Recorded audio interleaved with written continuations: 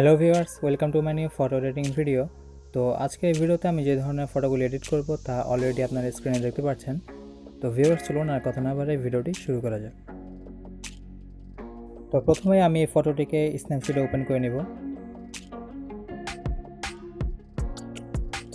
এবার আমি এখান থেকে টুলসে ক্লিক করছি। তারপর নিচে আপনারা দেখতে পাচ্ছেন যে টেক্সট নামে একটি অপশন আছে, আমি এই অপশনে ক্লিক করলাম। তো এই অপশনে ক্লিক করার পর আপনারা এখানে দেখতে পাচ্ছেন যে অনেক ধরনের ফন্ট আছে, এগুলো স্ন্যাপশিটের ডিফল্ট ফন্ট। তো আমি এখানে 2 নাম্বার যে ফন্টটি আছে এই ফন্টটি ইউজ করব। এখানে এই ফন্টে ক্লিক করার পর আপনারা ফটোতে দেখতে পাচ্ছেন যেখানে লেখা double tap hair to change the text. এখানে ক্লিক করার পর আপনাদের ফোনে কিবোর্ডটি ওপেন হয়ে যাবে। তারপর আপনারা আপনাদের ফটোতে যে কথাটি লিখতে চান তা এখানে আপনারা লিখে নিতে পারবেন। তো আমি এখানে যেহেতু সিলেটের একটি ফটো ইউজ করেছি, তাই আমি এখানে নর্মালি সিলেট লেখাটি লিখে নিচ্ছি।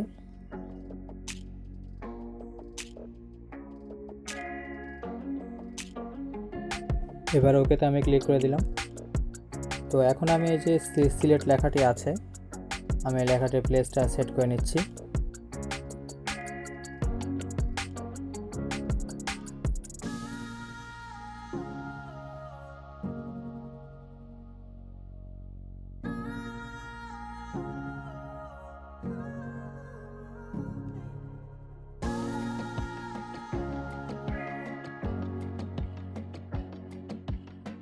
তো ভিউয়ার্স, এখানে আমার সেই লেখাটি সেট করা হয়ে গেল। এখন আমি এটাকে সেভ করে নিলাম। এটার ওপাসিটি আমি 100 রাখলাম।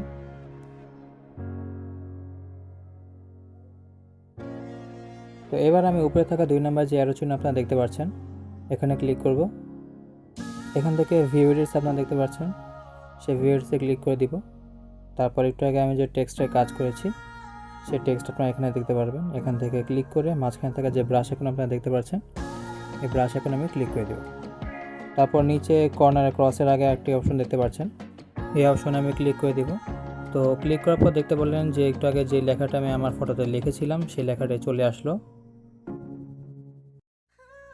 এবার আমি নিচ থেকে এই লেখাটির কিছুটা মুছে নিব।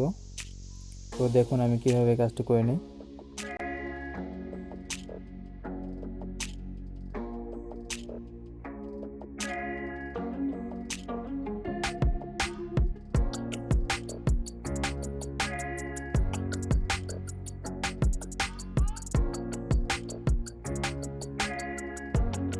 তো ভিউয়ার্স, এখানে আমার সেই কাজটি হয়ে গেল।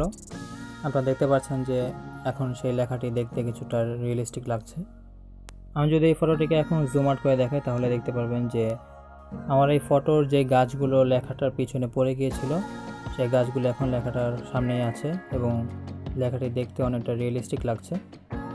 তো আমার এখানে এডিটের কাজ শেষ হয়ে গেল।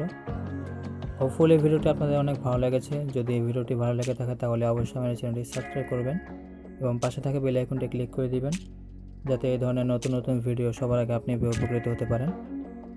তো আজকের মতো এখানে বিদায় নিচ্ছি। আল্লাহ হাফেজ।